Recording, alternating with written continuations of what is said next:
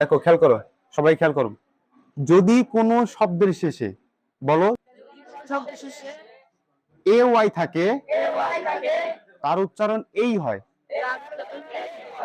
A Y এই, A Y এই, A Y এই, এ ওয়াই এই, এ ওয়াই এই। ওকে, তাহলে শব্দের শেষে যদি আমরা এ ওয়াই পাই তাহলে কি বলবো? ওকে, যেমন ডি এ ওয়াই কি হবে? D A Y, P A Y, L A Y, M A Y. Okay, কি ওকে কি হবে? ওকে, তারপর কি আছে? এস এ ওয়াই কি হবে?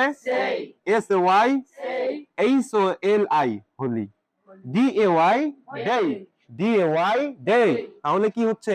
হলিডে। বলো হলিডে। টুডে, ডিসপ্লে, বে, বেই, ইয়েস্টারডে। দেখো এখানে আমরা আর আছে কিন্তু ইয়েস্টারডে, তাই হয় না? আমরা এতকাল তো এটাই শিখছি যে ইয়েস্টারডে, কিন্তু আর এর উচ্চারণ অনেক সময় হয় না, বুঝতে পারছো?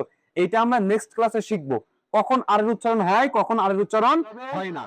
Yesterday, yesterday, yesterday, yesterday.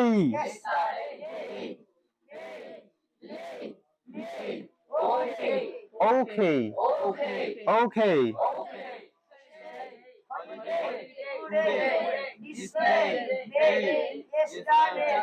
yesterday, yesterday। Okay, তাহলে এখন কি তোমরা পারবা বলো যে যদি শব্দের শেষে যদি এ ওয়াই থাকে তাহলে উচ্চারণ কি হবে? তাহলে এটাকে পারবা তোমরা? তাহলে এটা থেকে তোমরা আগামীকাল কমপক্ষে 20টা ওয়ার্ড তৈরি করে নিয়ে আসবা। ওকে, যেই শব্দের শেষে কি থাকবে? এ ওয়াই থাকবে।